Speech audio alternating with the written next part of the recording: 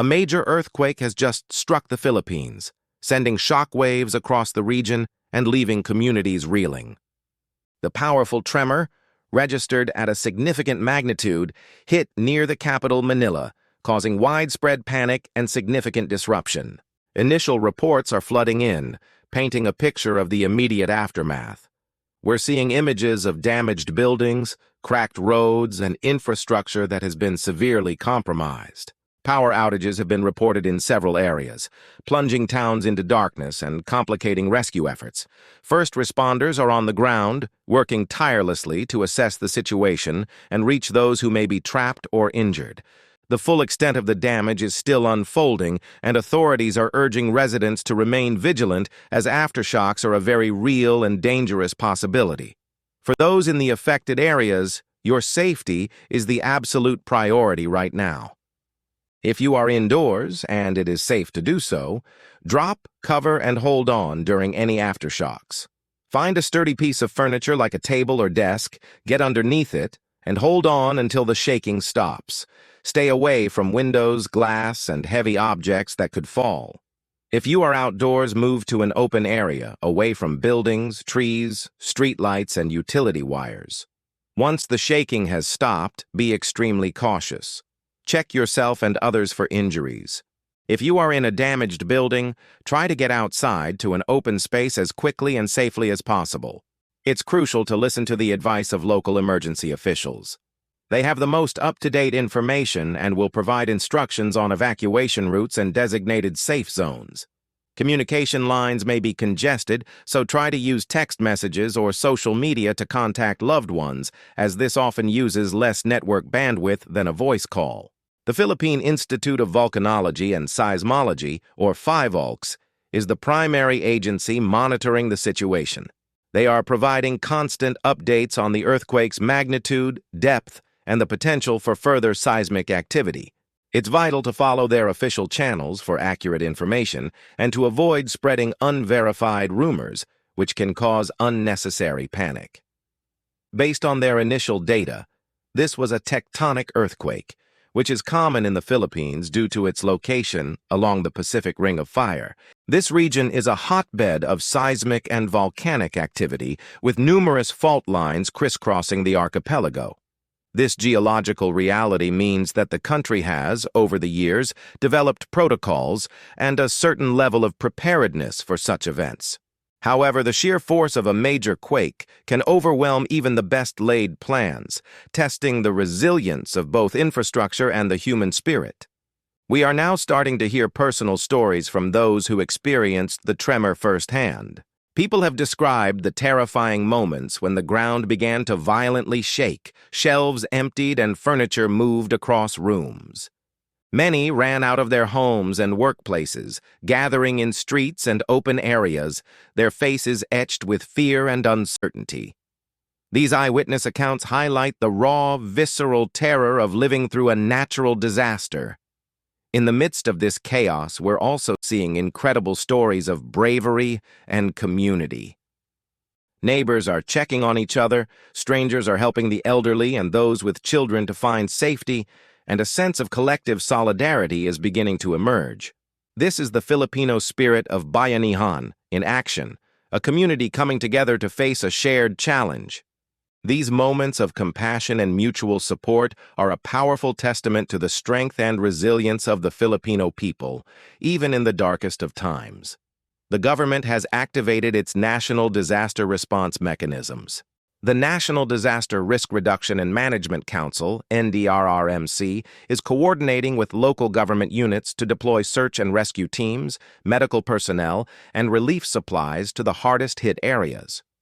The immediate priorities are clear: save lives, provide medical care for the injured, and ensure that those displaced have access to food, clean water, and temporary shelter. Evacuation centers are being set up in schools, gymnasiums, and other public buildings to house families who have lost their homes or are afraid to return to damaged structures. The Philippine military and Coast Guard have been mobilized to assist in transportation and logistics, helping to get aid to more remote or isolated communities that may have been cut off by landslides or damaged roads. The next 24 to 48 hours will be critical for these life-saving operations. Internationally, messages of support and offers of assistance are beginning to come in. Various countries and international aid organizations are monitoring the situation closely and are prepared to provide support if requested by the Philippine government. This global solidarity is crucial in the aftermath of a large-scale disaster. Organizations like the Red Cross and other NGOs are already on the ground, working alongside local teams to distribute emergency kits, provide first aid, and offer psychosocial support to traumatized survivors. The psychological impact of such an event cannot be overstated. The fear, the loss, and the uncertainty take a heavy toll. Providing mental health support is just as important as providing physical aid in the long road to recovery. As we continue to monitor the situation, it's important to remember that recovery from an earthquake of this magnitude is a marathon, not a sprint. The immediate response phase will eventually transition into a long-term effort of rebuilding and rehabilitation. This will involve not just reconstructing damaged homes and infrastructure, but also rebuilding livelihoods and helping communities heal. For those of us watching from afar, there are ways to help. The most effective way is to donate to reputable and established organizations that have a presence in the Philippines and experience in disaster relief. Look for groups like the Philippine Red Cross, UNICEF Philippines, or other well-known international aid agencies. They are best equipped to assess the needs on the ground and ensure that your contribution is used effectively to help those who need it most. Let's take a moment to understand why the Philippines is so prone to earthquakes. The country sits on a complex boundary between several major tectonic plates, most notably the Philippine Sea Plate and the Eurasian Plate. The movement and collision of these plates create immense pressure that is released in the form of earthquakes. The archipelago is crisscrossed by numerous active fault lines, including the major Philippine Fault Zone, which runs the length of the country. This geological context means that seismic events are a part of life. This reality has led to the implementation of stricter building codes and the promotion of earthquake drills in schools and offices. However, enforcing these codes uniformly, especially in rural or less affluent areas, remains a significant challenge. This event will undoubtedly lead to a renewed focus on disaster preparedness, infrastructure resilience, and public education.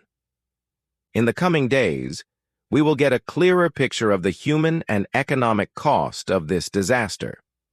The focus will remain on the ongoing search and rescue operations and providing for the immediate needs of the survivors.